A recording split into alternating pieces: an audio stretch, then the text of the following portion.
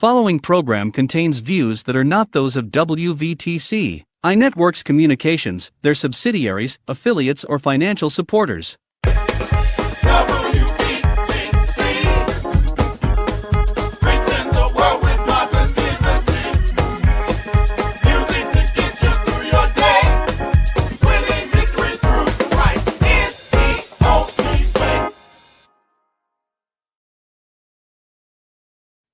All right. Good morning, everybody. Good morning. Good morning. Good morning. It is another day that the Lord has certainly made for you and I, and it is Juneteenth. It is 1865 all over again. We celebrate it every year, the freedom of the slaves that were in Galveston, Texas in 1865. They did not know. 2 years went by, and these slaves in Texas, in Galveston, did not know. But today, we celebrate freedom on today. Are we free? Not so much, but we thank God for the freedom that we do have here. I'm Gerald Montgomery. Welcome to Windy City Podcast. Listen, it's going to be a great show today. Well, girls are doing something on today. Michi had surgery, and Ned Harris is traveling the world. But we do have special guests today.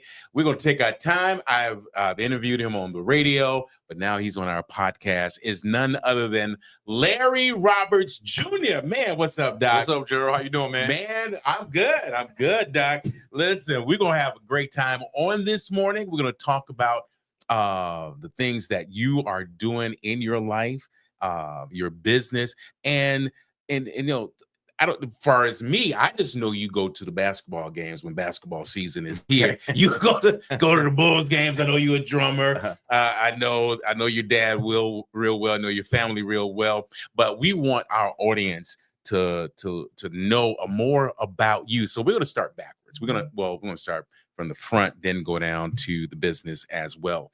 But who is Larry Roberts Jr.? Who are you? I'm a servant. I just want the Lord to be able to say, servant, well done. You sound churchy. Right. That's why I led with that. You know what I'm saying? So basically, man, just kind of growing up in the church, you know, my dad played organ for a lot of gospel greats. It's funny because I was just listening to some James Cleveland and Albertina Walker this morning, which I do every morning, basically. So that's pretty much like my background. You know what I'm saying? That's the root of who I am. My grandmother, Dr. Evelyn Davis, Doris Evelyn Davis, and just kind of, you know, being born on the church pew. You know, I tell people, man, we used to have to get saved every Friday night. I got sick of getting saved every Friday night. I understand that. But a lot of who I am, you know, came from the upbringing that I had. But if we would be honest about it, you know, a lot of that stuff really hurt a lot of us. You know what I'm saying? We have a lot of church hurt that go on, especially from my era. Yes. Because everything was a sin. We couldn't do nothing, man. You know what I'm saying? And you know, going to the show was a sin. Yes, you know, they didn't want us playing sports. My dad told my grandma, no, man, I'm not great. Not let him play basketball. But even with band, you know, I play keys and I play drums, and there was a lot of stuff that was, you know, we couldn't do. Right. But because for me, I was prophesied to at such a young age that I would be a successful businessman. Okay. But see, for me, they kind of predicated, in my opinion, it on, but you have to live like this in order for this to happen, right? So my whole life, man, and when I talk about, you know, we were kind of taught to be judgmental, if I can be honest with you, yes, right? Sir. Yes, sir. But it wasn't necessarily directly, but it was indirectly, and we just didn't know any better. So, you know, to this day, I've never drank, I've never smoked, I've never used drugs, I never did none of that, blah, blah, blah, blah, blah. But we ain't talk about all the women I had, you know what I'm saying? We ain't talk about all the fighting I did. We ain't talk about, you know, what that derived from, and so on and so forth, man. Only thing I knew is that the church taught us if they not like us, they going to hell, blah, blah, blah, blah, blah. You know, I thought Jezebel was a prostitute, man, until I realized that, you know, Jezebel's spirit, man, you know what I'm saying? I thought Jezebel wore a wig and had her hair colored and fingernail polish and makeup, man. So I just didn't know any better, man. So, you know, growing up there, but having the nucleus and what I needed, like in regards to like my dad, you know, I watched my dad. He's my true hero, man. And my dad, you know, taught me how to be a man. I watched him go to sleep for an hour, 2 hours, get back up and do it all over again, man. So, you know, that's kind of the nucleus of who I am, you know what I'm saying? And everything else pretty much came from that. Well, growing up in church, because me and you are similar, because, you know, my dad is pastor. Well, my grandfather was a pastor. He's gone on to be with the Lord, but I couldn't go swimming. Show your body? What? Right, exactly. Your chest? What? No, that was it was unheard of. Right. But as soon as, because I got married at an early age at 18, and I didn't know much. I just wanted to get out the house. Mm-hmm. I'm gonna be truthful. I just wanted to get out the house because there has to be something more than this. Right. Absolutely. Gotta be something. Now, I love going to church. And I've seen the saints, being delivered, healed, set free. But man, is there more to life than this? Yeah. And then to find out, I thank God for the teaching. Okay. I do, because when you find yourself in a real battle, or you find yourself flat on your back, then you find out that, your teaching, it will bring you back to your teaching. Absolutely. And I thank God for that. Man, listen, so as far as, okay, let's take it to high school. You're in high school. So how are you in high school? Because you like basketball. Okay. I play every sport. Every sport? I can play every sport. I still to this day, man, I'm killing. I'm murking cats on the court. Football, baseball, squash, swimming. All right, man, right. I can play anything, man. Really? We grew up playing. We would play basketball in the alley on bike rims. And, milk crates, man. Right. We did it all. All right, this is what we're going to take a pause a little bit right here. Listen, if you want to be a part of the show, we got people are online already. Now, I was trying to send it to him, the link. You can go to WVTC Gospel Music Radio Network. That is the way that you can view us right now. So, Dr. Morris, you're going to have to tell me, do I send this to him? Send that to him. Okay. All right. So as we're talking, so high school, you play sports. Were you on the basketball team, on the football team? I played basketball because it was limited, because I was in church 3, 4, or 5 days a week.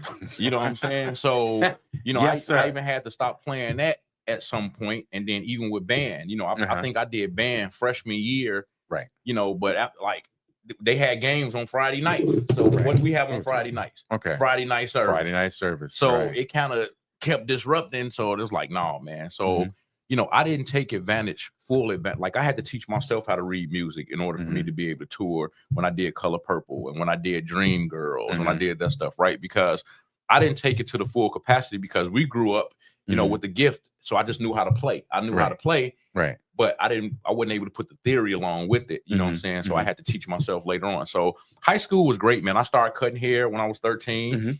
I used to run my dad's restaurants, man. I used to work 40, 50, 60 hours a week in my dad's restaurants. He owned Larry's Ribs back in the day. That's what makes me such a good cook and a baker. I cook and bake like a big mama. Right. And so they did allow me to do that, but still in between church 3, 4, 5 days a week, man, and had to get saved every Friday night. You see, I'm stuck on that, right? Yes, sir. Because keep coming. Keep coming around. I mean, because they made us think that, man, the only way to be saved is to be up on the altar. And you got to be spitting and hook 'em aside and all that kind of stuff, man. And when I got older and found out, man, being saved is just confessing with your mouth that Jesus Christ is Lord. Right. I said, man, all this time. But I used to sneak spit on my face, though. Because if you sit down prematurely, hey, that's what I did. So let me tell you. Go ahead. So if you would sit at, so you be up on the altar, right? Right. Save me, Lord. Save me, Lord. Save me, Lord. Right? So you had a mother that's working with you. But then when she go and start working with somebody else, you're like, okay, man, I'm going to go sit down because I'm saved now, right? So you go and sit down, and then when that mother come back, like, little Larry, what you doing? I'm like, I'm sitting down. I'm saved. You get back up here, right? If they didn't think if you wasn't spitting and hollering, then they didn't feel like you were saved. So I'd be like, save me, Lord. And I have my eyes kind of like this. I say, save me, Lord. And I gather up enough spit in my mouth, and then I sneak some spit on my cheeks, and I make sure the mother seen, I was crying. Okay, son. Right. All right, son. I was able to sit down like, thank you, Jesus. You know what I'm saying? So, yeah, but bro, hey, man, I had to do what I had to do. You know what I'm saying? So, but other than that, man, I was cutting hair. I had a full-fledged barbershop in my parents' basement. I used to run my dad's restaurants 40, 50, 60 hours a week. And my dad was like, hey, man, clock in. I'm like, okay, cool. I would clock in, man, to give them I think minimum wage. I forget what it was back in the day, but I think my check would be like $300 and some dollars for 60 hours for that week, right? I'm like, hey, Dad, here go my time card. Oh, Larry, please, you got a roof over your head, blah, blah, blah, blah, blah. I'm like, what you told me to clock in? But what I didn't realize is that my dad was really showing me the sweat equity and what it meant to get up and go to work no matter what, man. You know? So at 17, you know, I told my parents, I said, this is what I want to do. I literally had 2 barber chairs in they were stools, but I had another guy cutting in my parents' basement with me when I was a teenager, man. That's how inundated I was. With all, I had the South Suburbs sold up with clients. And I was 17 and I had all my credits, and I told my mom and dad, I said, I want to go to barber school. This is what I want to do. And I would have a half a day when I was a senior, and I would leave and go to barber school every day. And I opened up my first barber shop when I was 19 from the money I saved. And I was charging $3 at first. $3? And I ended up going up to $5 for my haircuts. And man, I always tell people the rest is history. You know what? Let me get on him for a minute. I came back from the Carolinas after my radio journey, and I came back, and someone, excuse me, from my church told me, you know, you need to go to Larry Barber School, which is right around from my church powerhouse of Chicago on 103rd. So I went. So I'm then Pastor John Hanna said, well, hey, listen, no, just ask for Larry. Ask for Larry. Larry put me on somebody else. Gave me to somebody else. I said, I'm gonna come back the second time, and I'm gonna get cut by Larry Roberts, the Junior. Guess what? I get the same dude that was last time. I'm saying, where's Larry? Larry doing something else. But I understood that you're moving and moving. I said, one day, Larry gonna cut my hair. So here's the thing. So I was that barber who used to start at 4 o'clock in the morning. All right. I've cut all of the musicians a lot. I mean, I cut everybody here, man, from Ramsey Lewis on down. You know what I'm saying? He was like a dad to me. Cut his hair for 30 years. So point being is that I used to cut between 25 and 38 heads every day. I started at 4 o'clock in the morning, and I wouldn't get done sometimes till 1 o'clock the next morning. But when God started sending me to a different, aspect of business, I really couldn't spend the time standing behind a chair cutting hair like I used to be able to. I love cutting hair. I still cut hair to this day, but I cut when I'm able to, not as a, oh yeah, I'm gonna be in the shop Tuesday through Saturday and right? So that I think you caught me at that point, because even at one point I stopped cutting Pastor Hannah's hair because I just didn't have time. So then he got me so bad. He said, y'all gonna laugh. Look at me now. Laugh at me now. And blame it on Larry. I was sitting over the drums. He said, because Larry stopped cutting hair. I'm like, oh my God. And people started badgering me. So, what I do now is that I go, and I tell them on Saturday, hey, man, I'm going to cut your hair Sunday morning before church, It only take me about 15 minutes, But if I need him to come to the shop, he'll come to whatever shop I tell him to come to this school, But because I can't do it as often as I normally do, thank God, after sound check on Sunday morning, because I play at the church, I cut his hair at the church. Well, have you ever thought about not only cutting hair, starting the school, did you ever think about, man, there's something else I would like to do? Was it the barber school or being a barber? And what else did you want it to do? I know it's sports, but even with sports, what did you like to do other than hair? Like I was great in math, so I wanted to be an accountant. Oh, really? And I think that I would have been a great attorney. But I wanted to be an accountant as well. All right. So those are some of the things that I wanted to do. But like growing up in church, they didn't want us going away to college because they, and little did we know, it's just that anything they feel like would take us from out of their peer view, it's like we don't want them doing it because we don't want them to get a hold to this, that, and the other. But I would rather you have said, hey man, people go away to college, they start getting hemmed up and That wasn't my story. That wasn't my life. You know what I'm saying? And if we can just kind of go back to, when I was 21 years old, I was standing up in my barbershop cutting hair, man, and something just came on me, and I turned around, picked up my phone, and I dialed home, and I said, hey, Mom. She said, what, Larry? I'm cutting hair. I said, I got molested when I was a baby. And she's like, huh? What? I'm like, yeah, Mom. She's like, okay, well, Larry, you're good. I don't think she knew what to say, But I was like, I just want to tell somebody, right? Right. So my point for bringing that up is that see, a lot of people see you. Right. A lot of people don't. They see the glory, Right. but they don't know the story, right? And because I can't talk about drinking, because I can't talk about smoking, because I can't talk about using drugs and gang banging and selling drugs, they call me the church gangster. I used to throw clippers at people more than law allowed, right? I used to beat up my barbers. I used to punch holes in walls. Really? I used to break my windshields. I done broke a couple windshields with my fists. I used to break all my rear view mirrors down. You know, I used to be a womanizer. Very, very bad. You know what I'm saying? So my point is that, right, certain things derive from things that happen to you in your life. Right. And we are so quick to judge other people who are maybe living a different life than we don't think that they should be living. Right. Not knowing that the same thing that transpired with me possibly happened with them, but you don't know that and you're judging them. And God didn't let you go a certain way. Correct. But they went another way. You see what I'm saying? Correct. So I always try and talk about certain things with grace and empathy and compassion and love, in hopes that somebody will get healed, delivered, and set free. Because what it also did is that it made me know that as Black people, we don't feel like we should go and get help. We don't feel like we should go and sit down with a therapist. You know what I'm saying? It don't mean that you're crazy. It means that you need somebody that's a professional to sit down with you and help you to understand, well, man, you know, why are you doing this? And you know, why are you so angry, or why is this transpiring in your life? In order for you to be able to, destroy that thing, you know what I'm saying? And some people, I didn't feel like I had an issue. I mean, you know, I have more women than the law allows. So it's like, you know what I'm saying? Hey, that ain't no problem, right? You know what I'm saying? But it literally can be, because to me, we try and compartmentalize what we feel like sin is. Okay, it's a sin for you to do that. Right. Oh, but it ain't a sin for me to do this. No, you know what I'm saying? Wrong is wrong, you know? But what I learned is that just build my relationship stronger with God, and the things that shouldn't be would dissipate, right? That's how I start, you know, conducting my life from that point. You know what I'm saying? Let me ask you this. You know, now you said that you called your mom up and said that you were molested. Okay. So that is true. Yes. When I was a baby, yes. When you was a baby. Now, because like you said something really good, was that everyone sees the glory now. You see, here you are, you know, looking good, smelling good, you know. Do I smell good?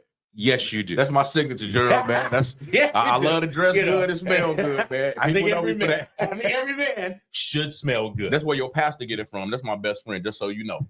The bishop. He trying. Yeah. But that's my best bud. I ain't gonna talk about it. I got him in the gym too, so we working on it. Oh, you do? I'm the one who got him in the gym. You don't see the difference? Okay, I do. Yeah, okay. I do. All right. Because June is men's health awareness month. Okay. Now, you said you spoke of being molested. So did you have to, in your, you know, growing up, did you ever have to go to a therapist? And how did that work out for you? I did go to a therapist, but I went as an adult though. Okay. Right? I didn't see, you know, everything was, I'll pray for you and it's gonna be okay. That is, yes. You know what I'm saying? Yes. So again, it wasn't something that I feel like it helped them between the ages of 2 and 5 years old, right? And going through life again, I didn't think that it was something that affected me. Yes. Right? Yes, sir. But what I do know is that every time I got around the little girls, I wanted to play house. I wanted to kiss. I wanted to, you know, play the Brady Bunch. You know, good night, Carol. You know, let's just get to that part, right? You know what I'm saying? But a lot of people won't talk about that though. You know what I'm saying? And a lot of people, I remember I had to go speak at Noel Jones Church, and in LA, I did a book signing because I wrote a couple of books. I did a book signing at Dr. Freddie Haynes Church. I spoke at 2 of Noel Jones's services, and when I got done, the men that came to me and came to my table, in their 50s and 60s, were bawling, crying their eyes out, saying, young man, yes, sir, it happened to me. Thank you for telling your story. I have never, ever been able to talk about that in my life. The women who contacted me saying that my mother's husband used to mess with me up until I was 17, 18 years old. Right. The women who told me that my mother's brother used to mess with me and my sister. it'll blow your mind, right? Yes. So yes. what I figured in is that I'm not gonna not tell my story in no time, because you can't help what somebody do to you as a child, Correct. right? Correct. So why should I not tell my story when I can help somebody else to get healed, delivered, and set free? Right. Because let alone that, I dealt with suicide as well, right? People would think I've always driven whatever car I wanted to drive since I was young. Right. I always had the best clothes, cologne, shoes, been in business for a long time, right? But I feel like I was still missing something. Right. I feel like I was still missing something. I couldn't understand for the life of me, like, God, how are the gangbangers doing better than me? How the drug dealers doing better than me? I pay my tithes. I pay my offering. I'm never late anywhere. When I obligate myself, I do everything I'm supposed to do. I'm courteous. I'm polite. My parents raised me the right way. I'm a great father. Like, God, what am I doing wrong? Right? So I felt like God hated me at some point in my life. I said, God must hate me because predicated on my opinion, based on if you live right, heaven belongs to you. Treat your neighbor right. So I'm thinking like, man, why am I having any issues, right? But what I learned is that to whom much is given, much is required, of course. True. But you have to go through in order to get to. But it's how you deal with what you go through that determines how you come out, right? And even though I'm a great steward, go to work, I'm always on time, I do everything I'm supposed to do to the best of my ability, because they also kind of made us feel like we had to be perfect too. And I'll tell you about that later, because it kind of, to me, it kind of affected my relationships to some degree, because it's like, if you wasn't a certain way, no, but they say we can't be like that. How can two walk together unless they agree? You got to be equally yoked and blah, blah, blah, blah, right? So, we have to be careful we don't allow our gift to take us some places our character cannot handle. So what I realized is that if God had given me in my early 20s and my 30s what he's giving me and showing me now, I just might not have been able to handle it.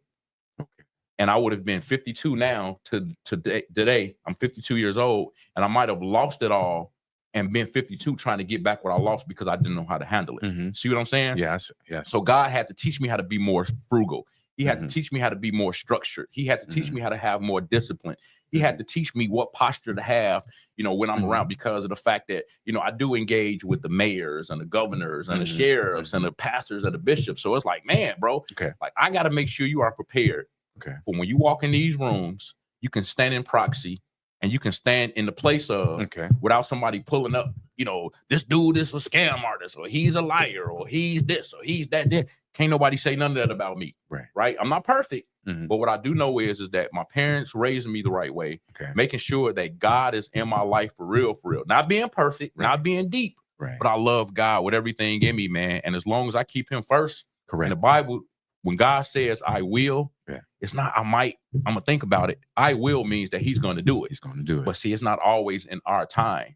You see what I'm saying? And I wanted it to be in my time. I'm doing what I'm supposed to be doing.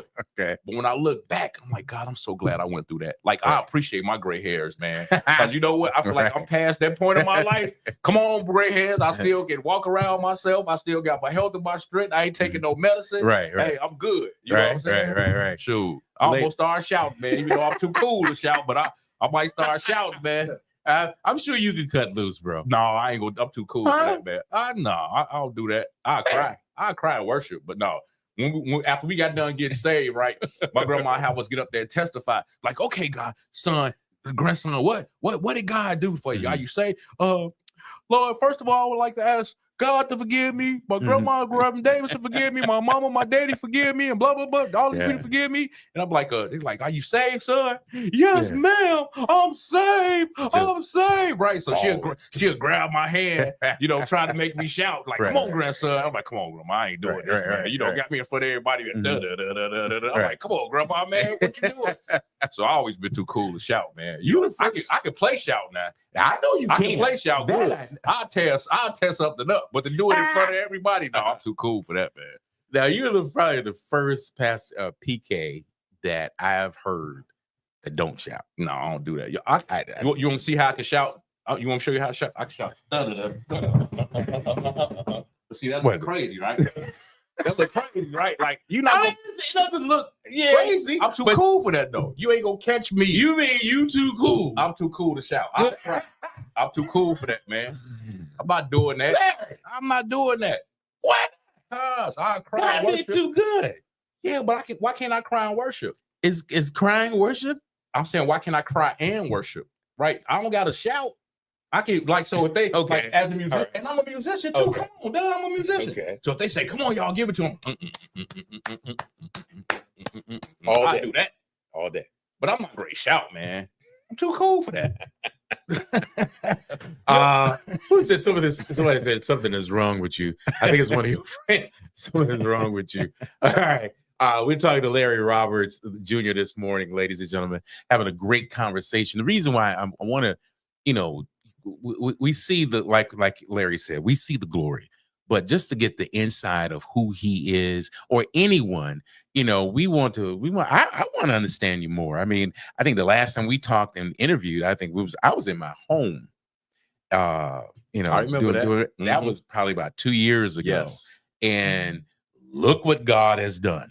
I just stayed like you, staying faithful. Okay. You're single. Why? You said I'm single?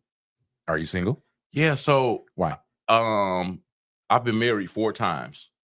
Shut up. 4 times. Get out of here. 4 times. I've never heard that. I've been married 4 times, and I'm finalizing divorce right now. Larry Roberts Jr. I promise.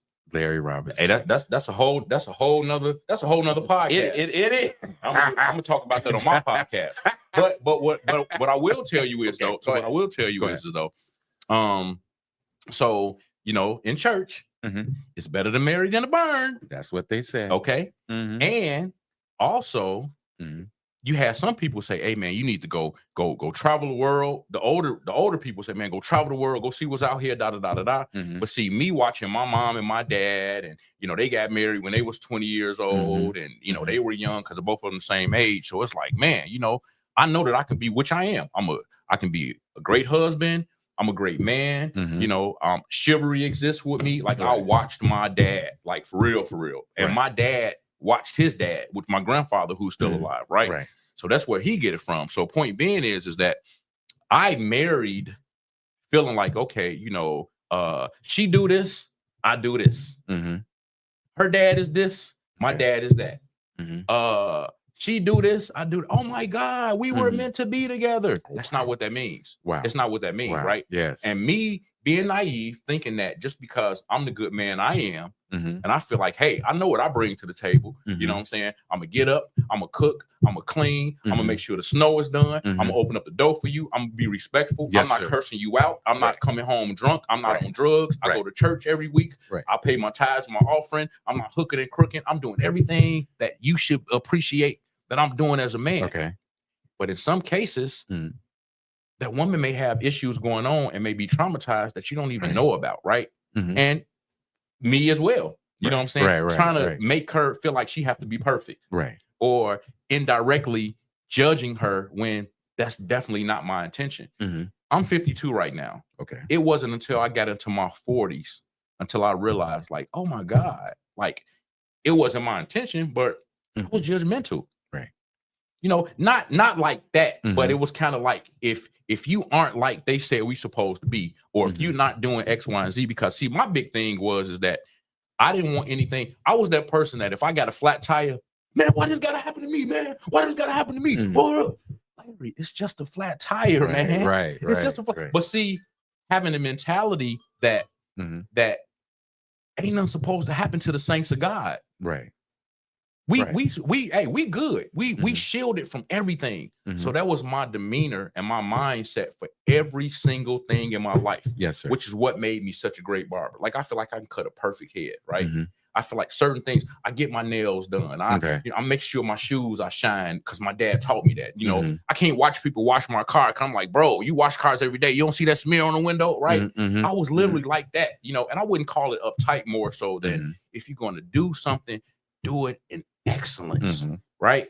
But don't be mad because you dropped the ball on something and because now you weren't able to get what you felt like you deserved because you didn't do what you were supposed to do. But see me, I'm like, but I did everything I'm supposed to do. Right. And why is this not happening for me, right? So being married, man, I just didn't want to sit in something where like a lot of these other preachers and bishops and people of the whoever, they marry and they feel like, well, man, I'm not happy at the crib. But let me go on. They got other families. They know I don't want to be. I don't want to be married like that. Yes, man. sir. I just don't want to be, right? Yes, sir. If I can't be a good man, and where God has taken me, I want to be able to be focused. I want to be able to stay and remain focused. Right. I don't want no other woman having my attention. I don't want to get more accolade on the outside of my house than I get inside of my house, man. And I want to be treated just the same way as I treat you. You know what I'm saying? So again, it doesn't mean that they were bad women. And it doesn't, people might think that, oh Lord, what did you do? It don't mean that. It just means that, you know, I married under the wrong, I wouldn't say, you know, under the wrong pretenses. But what I did do was that I understand that you can love somebody. And sometimes it take, like my grandparents, man, you know, my grandmother and my grandfather was married for 62 years before my grandmother passed, right? Well, my grandmother said, I used to go to your granddaddy's house, a girlfriend house, and get the car. And I'm like, what do you mean? You know, she told me this. I'm like, what do you mean? Basically, she was saying that we went through some stuff, but we stayed together.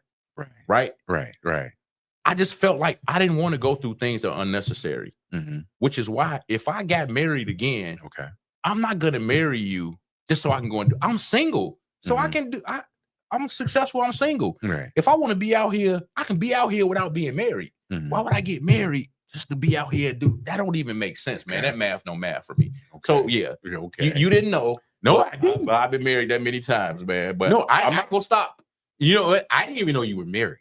Oh, okay. That just shows you I don't look to find out stuff. My daughter is 30. My daughter. I know you had a daughter. Yep. I know you had a daughter. But okay, I didn't learn something. Doc, I didn't learn something about you. All right, this is what we're gonna do. Now the next part we're gonna do is the second half of the barber school. Okay. You know, I was saying all, you know, this week's since Monday, if, you know, school is out, your child has graduated from high school and it seemed like they can't find a job, but how about a trade? How about looking in somewhere else? But we're going to talk about the barber school as a whole. I don't know if we're ready we're going to take a break right now. I think it's Jonathan Nelson. Expect right here on Windy City Podcast. Come on, everybody, get your feet happy. Let's go. Come on.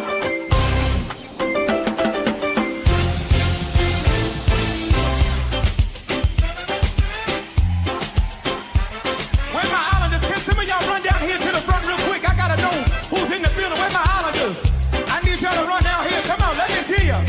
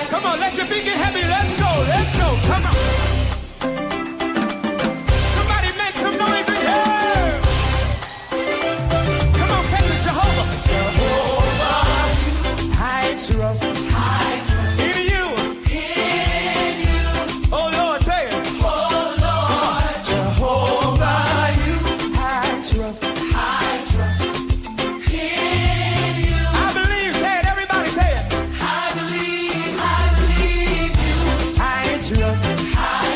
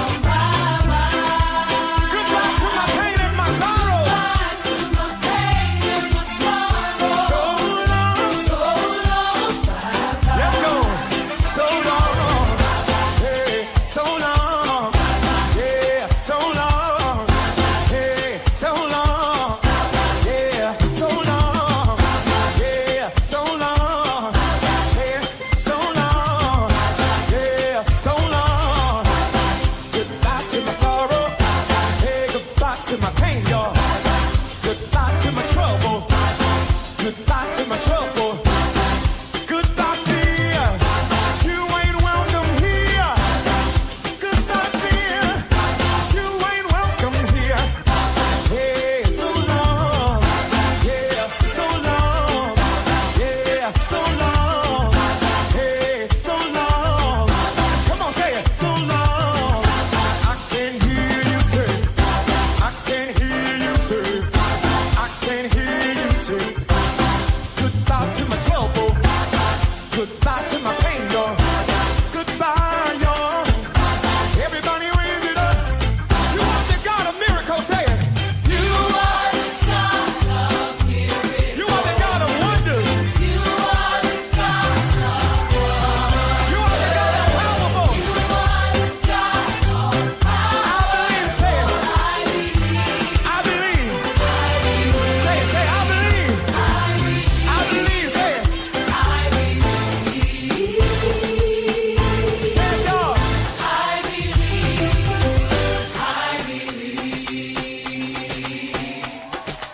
So long, yeah, so long, yeah, so long. Goodbye to my trouble, goodbye to my pain, y'all. Somebody wave it bye-bye, somebody wave it bye-bye.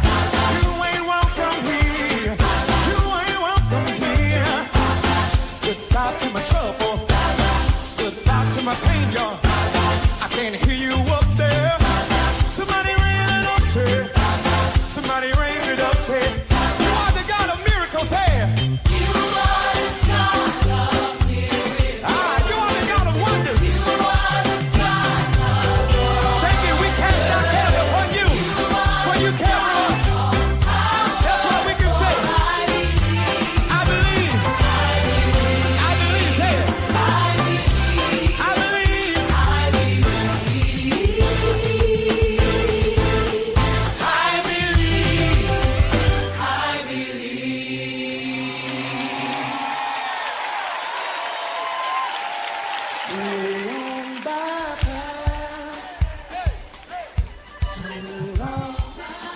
All right. Well, the conversation is more hot when we're not on. Yeah, I mean, it got. Only thing I can do is sit back and say, "Yeah, you're right about that. Yeah, you're right about that." Because this is 3 for me. Okay. This is 3. Oh wow. So wait a minute, you was hiding this from me? Huh? Well, you hid your 4? I didn't hide it. I wrote a book about it. I ain't writing no book. Okay, I wrote a book about it. Okay. I ain't hiding nothing. Okay. Well, okay. I'm get to this point where I waited. I didn't, no sex at all. Kind of used to it, Mhm. but I said, you know what? I'm gonna do it the way my grandfather taught me to, be the man, and you wait until your wedding night. And that's what I did. But yet and still, because we think that sex is the only thing. No, it's not the only thing. No. But see, I can say this. This is legitimate. Uh-huh. So the thing about it is that there's a lot of, I'll say the acronym. There's a lot of ED that exists, right? Okay, I said the acronym. I ain't Yes, saying sir. there's a Yes, lot. sir. There's a lot of ED that exists. Yes, sir. But if you ask me, I'm very, very analytical, right? So if you ask me, I would tell you that if it doesn't have anything to do with being diabetic or your blood or something like that, I feel like a lot of these men aren't physically attracted to their women. It's not always ED, okay? If people would be real about it. That part. So my point being is that the older you get, if you still waking up strong in the morning, but then you can't be strong for your significant other. Yes, sir. Yes, sir. Something's wrong with that, right? That is so true. the way I feel about it, especially as you get older, not saying that you shouldn't attempt to do it the right way, if you will, quote unquote. But I just feel like you still needs to make sure that person, like you can be on, you should be on text arguing with somebody on text with your girl, right? And you like, okay, girl, well, I'm going to come home. I'm going to weigh your end out. You know what I'm saying? Versus, all right, you're like, she's irritating to you. You get on your nerve, or you got to stop and get some gas station medicine. No. I don't want to use nothing, man. But, that's a whole other conversation, man. But But to the point of, you know what I'm saying, just being celibate, you know, I think that is definitely, if you can handle it, I think that is definitely, you know, the right thing to do. That's true. But however, when you get older, you still have to realize that if you don't have that chemistry and if you don't have that physical connection, it can really cause things to kind of go downhill for you as well. You know what I'm saying? So you just kind of got to say, Lord, forgive me. Yes, sir. You know what I'm saying? And, you know, you know what? May the Lord watch. I think we need to bring you back just to talk about love, marriage, single, sex, and all that. Because you came in screaming right here, just kicking. All right, let's go this route.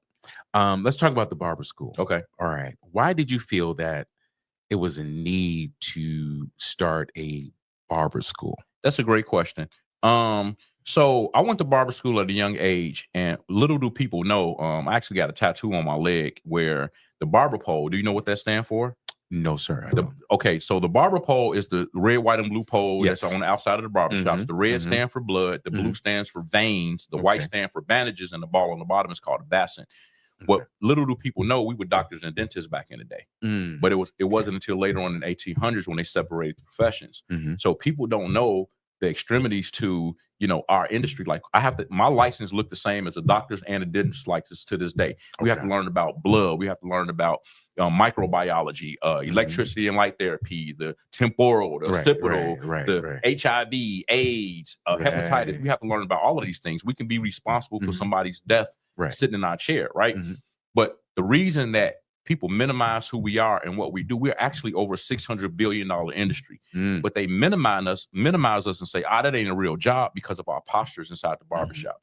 They minimize us because of our postures inside the beauty salons. They minimize us because of the way we carry ourselves. So you shouldn't walk in a barbershop and there's just any kind of music playing. You shouldn't walk in a barbershop and your pants hanging down, or you're not professional, or you got people standing out in front with hoodies on, making other people afraid to come in your barbershop. So, you know, the language that you use, you know, all of these things are very, very important. And then the biggest thing is that most of us in the industry, same as the music industry, we don't pay taxes. We don't have any end game. We don't have any exit strategy. So my purpose for wanting to open up a barber school wasn't for the money. It was more so I can help bring the professionalism back to the industry and really show people how this thing goes without money being my driving force. Right. So out of 33 years of being in business, I tell people I just now started seeing light at the end of the tunnel the last 10 years. Because of what I ascribe to do, should I say, for lack of a better way to say it. So to date, you know, first person to ever open up a school inside of Cook County Jail. I've been there for 15 years now. The only person to ever open up a school inside of County Jail. I'm inside of 3 Illinois Department of Juvenile Justice locations. First person to ever do that. And I'm the only accredited program inside of a state facility. So I have 10 barber schools to date. I have 2 full service salons inside of Walmart, which is the biggest box store in the world. And I have an automotive school. Automotive school. I have a trade school with HVAC appliance repair. I have a shoe and clothing line. I have a men and women's hair care product. I have a record company, LJ Music Group. You know what I'm saying? For my music. So so certain things kind of not necessarily take the back seat, but you can't major in every single thing. And there has to be like what's your number one? What's most important, right? The most important is my barber schools, even though there's a correlation between everything, but the barber school is the most important thing because that's pretty much the bread and butter. You know, that's where I have most of my employees at, and I actually have Title IV funding as well, like a regular Florida university. So I'm the only barber school who has housing. So I have people that literally live here from out of town that just came here to live to go to my barber school. Oh, wow. I have vans, I have buses. The banks and people thought I was crazy when I bought shuttle buses 15 years ago. When I told the bank, hey man, you know, I want to have housing, you know, they're like, man, we ain't give you no money for no housing. Not realizing I have a housing allowance just like the other 4-year universities. They was like, oh my God, you're a genius. I said, but when I tried to get y'all to help me, y'all wouldn't help me. I would have been a lot further along, right? So it helps me deal with homelessness. I have a non-for-profit. I'm an adjunct for the city colleges. So, you know, helping them with their barber and cosmetology school, stuff like that. And I can go on and on about the stuff that I do, man. But my heart really is to help God's people, excuse me, and just kind of to help build the kingdom. So I feel like through my barber school, I'm able to, you know, what I do understand is you can't just give a person a job, but then don't give them the life skills that they need, or don't do mentorship, or don't deal with their mental health, or substance abuse, or don't deal with their mental health, and substance abuse again, right? I have the GI Bill for the veterans. I deal with the senior citizens. So I do so many different things that people don't know, man. And I've had to do it on my dime. And I'm literally at the point right now where, you know, like I have a community center, full NBA basketball court in the community center. I have showers. I'll be able to help the homeless people. I'll let them come in, take showers, give them clothes, fresh clothes. I have a soup kitchen, food pantry. I have a trade for them. I'll have somewhere for them to live. So that way we're not just going down on Whack a Drive feeding the homeless people, more so than, you know what, you need some mental help, we're going to get you that. You need some mentoring, you need some substance abuse, we're going to get you that. We're going to get you some clothes. We're not just going to take you a pan of food and say, okay, I don't know what you're going to do for the rest of these days. No, I want to make sure that we can do something in order to help get you to your next level in life. And then let's bring another group of people in. These bucket boys who can be intimidated. Oh, I'm sorry. No, go ahead. I also say these bucket boys who can be intimidating to people. You know, they can be doing something different, but look at their postures, you know, and they out there in wife beaters and this, that, and the other, you know, you make people want to roll not me, but you make people want to roll their windows up when they come up to the light because you know, and they be having these little kids out here that can't even see you can't even see the little kids over your cars collecting money and stuff. Come on, man. Our parents wouldn't let us do nothing like that, man. You know what I'm saying? That's true. So at the end of the day, it's like, I feel like, and which is why the warfare is so extreme, and which is why God had to prepare me for such a day as this, because I had to really be able to handle the influx of what's happening. I don't get city grants. I don't get state grants. I don't get stuff like that. I want them. I've applied for them. But point being is that, you know, I need people to be able to help me. You know, I need people to be able to donate. I need to be able to properly facilitate these things so that way we can go. And it takes a community, man. You know, so go ahead. You know what? Someone asks, who is this that I'm interviewing? I said, well, this is Larry Roberts Jr. He has Larry Barber School. If you are, I don't know where you're calling from, Cynthia Manuel. He's here in the city of Chicago. How many barber schools that you have now? So I have 10 schools. I have my master instructor license in over 22 states. God. Yep. So I just kind of always been taught that, you know, don't wait until the opportunity comes, but be prepared for when the opportunity do come knocking at your door, right? So I never want to not be prepared if opportunity ever comes and knocks, you know what I'm saying? So that's why I kind of proactively start, you know. And you know what? And this is a man that don't shout, but look what God's done for you. Well, why I gotta shout though? See, we go. I'm coming back to that again. No, but we going back to the way they made us feel. And I know you don't have any, you know, any ill intention. But it goes back to the way we felt. If certain things, it's like, okay, if we don't do this, this is not gonna happen, right? So I had to literally get delivered from that, because that's not what God. Even when I was celibate for the first time in my life for 2 years, right? Halfway into that celibacy, I had a major deal that came on the table. All right. So I'm like, oh man. Now, not thinking that this was gonna happen like this, but I'm like, I got a major deal that came on the table. I'm like, oh man, I know this deal gonna go through. Because I'm living right, I'm celibate, I'm doing everything right, But it's like God had already prepared me. Like, I'm not gonna let this deal happen for him. But he had prepared my mental. So when this deal didn't happen, I was like, oh my God. Like, but God said, okay, so in this lesson, I bless who I want to bless, when I want to bless them, and how I want to bless them. Yes, sir. And there's nothing you or nobody else can do about that thing. That's right. So it didn't give me my wild card to say, now go do whatever you want to do. That's not what it did. But what it did for me is that stop worrying about the things you are doing wrong and just strengthen your relationship with me. My BFF, Angela Martin, told me this, right? That's my BFF. She said, Laro, she said, stop focusing on the things you are doing wrong. The more you build your relationship with God, the stuff that shouldn't be, it'll dissipate, man. I was like, wow. And I think that we stress ourselves out trying to walk this straight and narrow when, come on, bro. Can't nobody walk no straight and narrow without wavering. You know what I'm saying? You just got to get back up and keep going, man. That's right. You know what? Angela Martin, you know, she's here. She's a regular here on the podcast here. Yeah. So being hey BFF. She is very, very good on what she does here as well. All right. For that parent who sees their child at home, not really doing anything, not really applying him or herself to anything, what can you do or to persuade, or I would say, what can you say really to persuade the parent and to that child? Because I'm gonna play back this for the next 3 days. Okay. All right. And what can you say to that child or to that parent that sees their child not doing anything, but here you are, very successful? Then I think that this is an opportunity for kids or young adults. This could be something for them. What encouragement can you say to them? That's a great question as well. What I would say is that, even with the carjacking that's going on, even with these young people who, I used to hang around some of the thuggiest thugs and some of the whatever in the streets or whatever the case may be. But I didn't allow my peer pressure to make me want to do the things that they did, because I didn't want to end up in jail.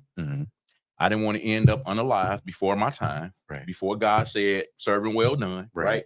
So my point being is that I think that we have to get down to the crux and the nucleus of what is the driving force. Like, people are carjacking, not because they don't feel like, they're not going to get caught, or they doing it because they have a need, right? So for our young people, see, when we was coming up, man, our parents, when we came out the bathroom, my mom said, "Did you pull a shower curtain back? Come here. Let me see. Did you brush your teeth? Did you really take a shower? Was you splashing the water around in there? Make sure you wipe all of that water off the sink and make sure the bathroom looked like it looked before you went in there. These parents nowadays not doing that. I couldn't call my friend and say, "Hey, can I speak to Gerald?" You ask their mama how they doing first. Don't just call the house, right? That don't exist no more. We didn't have an option whether we want to stay home for church or not. Right. I couldn't wear my penny loafers without no socks. My mom said, well, "Go put some socks on." But like, I can't wear these penny loafers without no socks. Or if I'm up on the organ playing the organ with my oak tree suit on without no collar and my polka dot shirt, my grandma say, "Go down in the coat room and get a tie and put a tie on." That tie don't watch this polka dot shirt. You know what I'm saying? So what I would say for the young people now is that it's like, talk to your children. That's what I did to my daughter, man. My daughter came up like, that's my daughter, but I'm her dad. She's a dad girl, and I'm her friend, and we can talk about anything, man. See what's going on with your kids. Care about them enough to wonder where they are, where you at. My dad, "Hey, Larry, man, you be home." I never messed up my driving privileges, man. If he said be home at 12 o'clock, you know what I'm saying? Ooh, I'm gonna tell you this, Dad. All right, don't trip, all right? Don't trip. Look, I'm telling you, Dad. Look, hey, man, you know what I'm saying? Oh, I'm an adult now, so it's okay. So, man, you go to the little motel, man, where you pay the $26. Holla. And if you bring the 4-hour thing, right? But then you bring the key back and get your $2 back. You know what I'm saying? Your Of course, ID. the Saints don't know nothing about it. And you get your $2 back. But as long as I'm going out to dinner, Dad. But as long as I was back at home and I'm supposed to be, man, everything was all right. Everything was all right. You know what I'm saying? And I didn't want to mess up something good for myself. Sorry, Dad. I know you probably do that, but yeah, man. So what I would say, man, to the young people, man, you know what I'm saying? Even with barbering, it's a $600 billion industry, and it's economy proof. It's never going anywhere. It's the oldest profession, outside of other things. You know what I'm saying? It's the oldest profession. And man, you'll always be able to make money, man. You can literally make 6 figures. I got guys out of jail who literally work for me in my Walmart locations, man, who they said, "Man, I'll never go back out in the streets no more, man, because I make sure that they taxes come out, they got Social Security come out, they 401k capabilities, Aflac. So now if I can't work, or when I get ready to retire, I have something to retire and I have something to work to, man."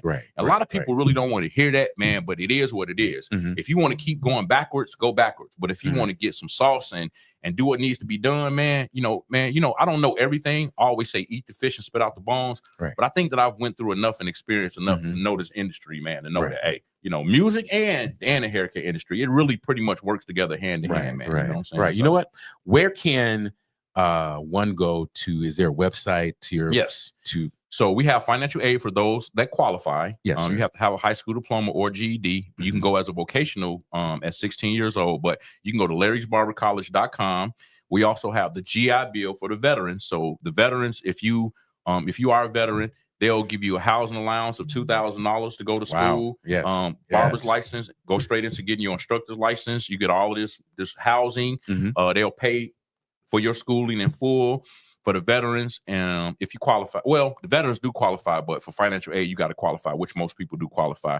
And then if people would like to, make a don't like the stuff I do in the jails, man, I don't get paid to be there. I do it totally complimentary, So if people are interested, whether large or small, you can give to my 501c3. That's datafoundationinc.org. Okay. They can donate there in kind or whatever on my Givelify. So, man, I'm just really trying to do some things in order to help build up. And I call it help make Chicago safe again. You know what I'm saying? There you go. Because I think that we can do it if we come together. These people that's out here robbing and stealing and carjacking, they really don't want to be doing this, man. Right. They really, really don't. Right. But I found that the parents in some cases are even worse off than the children are. So if the parents don't got themselves together, if the children are at school and you got the teachers and the principals that's working with them, but then when they get back home, it's like they shut it all the way back down again. Why? Because their parent is struggling to pay their rent. Their parent is struggling to survive. Their parent, you say you don't got a problem, but you smoking a blunt every 5 minutes, bro. That's not, to me, and it's not judging anybody. Only thing I'm saying is that if it's interrupting your peace, or if it's stopping you from getting to your next, that's a problem. And you can't feel some kind of way or blame somebody else for that, man. So again, man, we could probably talk for hours about all of this stuff, man. I wish this was 2 hours. I really would. I wish it was. But because, you want me to keep going? Okay, because I had my mind set on. Okay, all right. I tell you what. When is the next time you preaching? Whenever you want me to come back and preach. Okay. You serious? Whenever you want me to come back, just let me know. Okay. Because next time I'll have the girls will be with us. Okay. That time. So they can, because they'll sure enough ask you about the marriage and far as what we were talking about, the celibacy and all that. So one is a in training mental therapist. Okay. And the one is just thug life, Michi. I don't know if you know. Of course. Michi is thug. Michi, right? Yeah. Well, she got a married name. So yeah, we all grew up together. The Wrights, they all came through our church. Her brothers, everybody. Right. Drums, Oregon, yeah. And we're praying for her. She had surgery yesterday. That's the only reason why she ain't here. All right. Well, we're gonna go. I tell you what, we're gonna bring him back next time. But once again, the website. Again, where people can go. Larry'sBarberCollege.com if you want to sign up for barber school. If you want to go to the trade school, you can go to Larry'sTradeSchool.tech. If you want to go to automotive school, HVAC and appliance repair school. And if you would like to be so kind and give a donation to everything that we're doing, yes, sir. You can go to datafoundationinc.org, or you can cash out $ Data Scholarships. All right, there you go, ladies and gentlemen. Larry, thank you again, man. Thank you for having me. Thank you. And what I liked about you, man, is that man, when I ask you, I'm saying, okay, he's gonna be too busy. He said, no, but I'm there, man. I'm there. Here. Thank you. Whatever you need me to do, I got you, man. Thank you. All right, ladies and gentlemen, that's it for us. Have a great day. And hey, listen, God is still good. The devil is still a liar, and Larry still ain't gonna shout. Yeah. Oh, okay. All right. Have a good one. Go to your Apple or Google Play Store and download the WVTC Gospel Radio app today. You can also say, Alexa, play WVTC Radio Skills. Would you like to play WVTC Radio Network? Absolutely. Download it today. Views made on the preceding program are not those of WVTC Radio, iNetworks Communications, or their financial supporters.